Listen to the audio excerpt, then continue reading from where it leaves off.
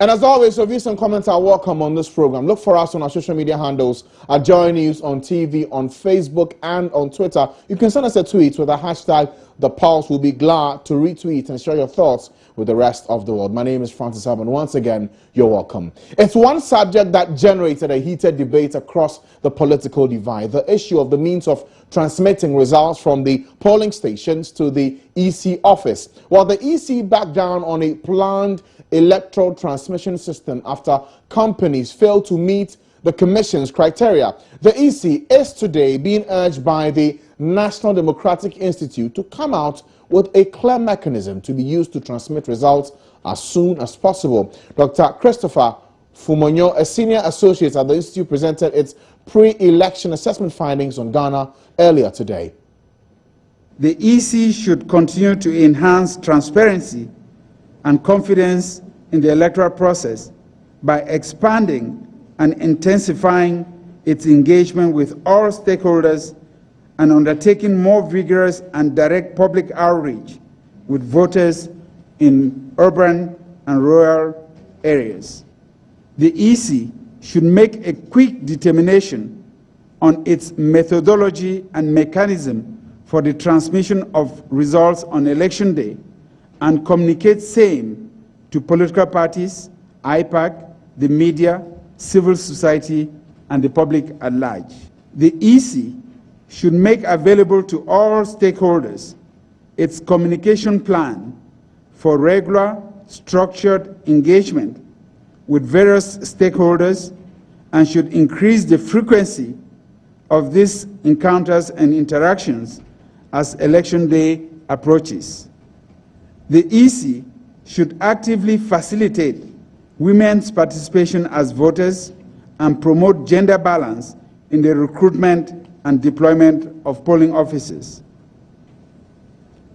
The EC should make election-related data, such as polling station level results, available in accordance with best practices as documented by the Open Election Data Initiative that I just talked about. Political parties. Political parties should reaffirm their commitment to peaceful polls as reflected in the ADA communique of May 2016.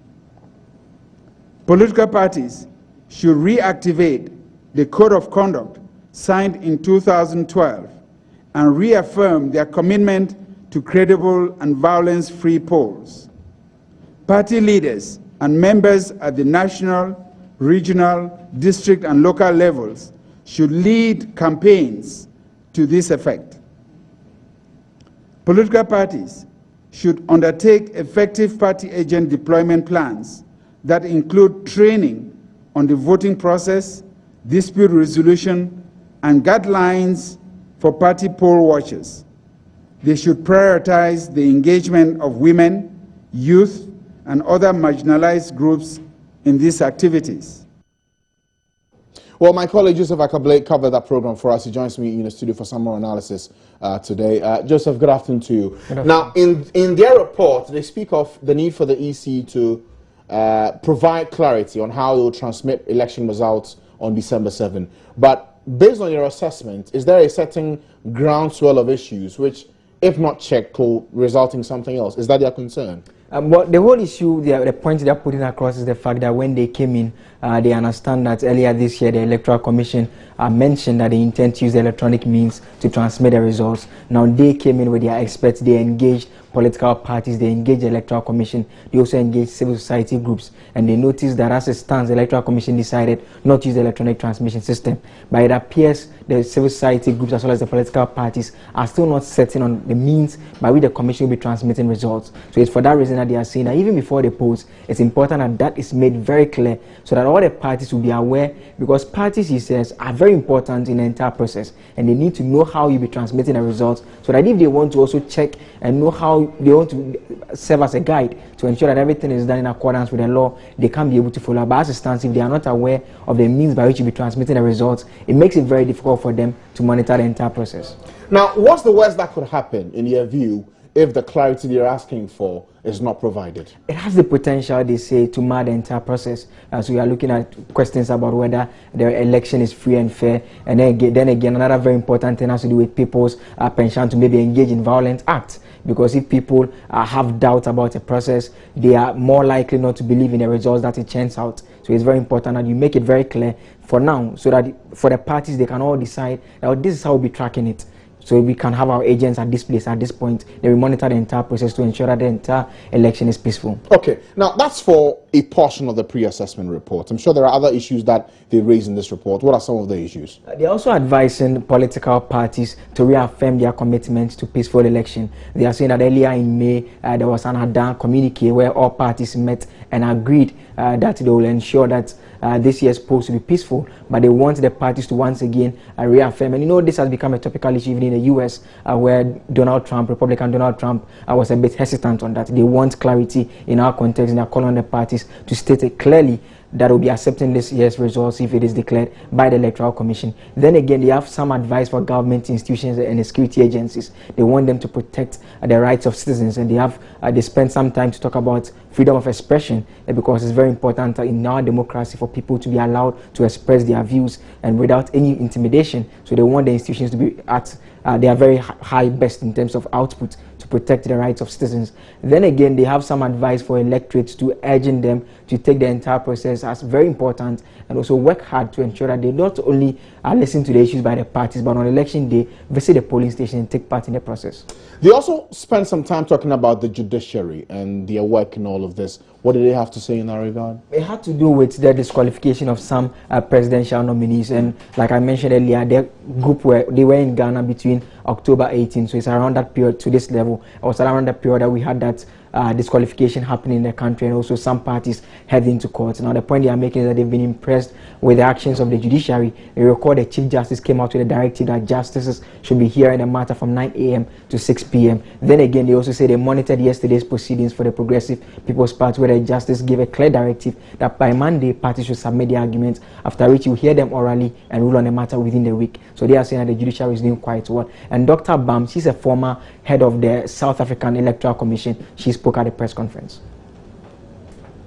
But as somebody who for many years have been part of the preparation, it's very impressive what the Ghanaians are already saying to us. Obviously, preparedness is there. There is just one comment probably we should make, is that the court case that took place yesterday, not only is it the time frame, it's the time frame that is tight. And I think one of the things that have brought a lot of joy to us was that the judiciary is aware of that. And I think it's a sign with the judiciary that they have to meet and make a decision. And we feel we like that cooperation very much from the judiciary, because whatever decision that they make is going to make an impact on what is going to happen in the next few days. And that is very important. And I think probably this is how generally we feel as a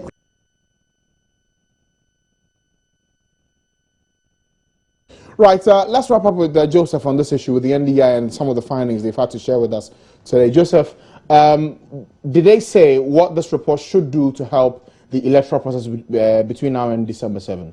One thing that they mentioned again in their conclusion is the fact that to put together this report, they spoke to the actors. So once they are done with it, they are not just putting it in the public domain, they're also making the documents available to the political parties. They're available to the Electoral Commission as well, with the hope that they take some advice from it to ensure the entire process is a credible one as well as free, peaceful one as well.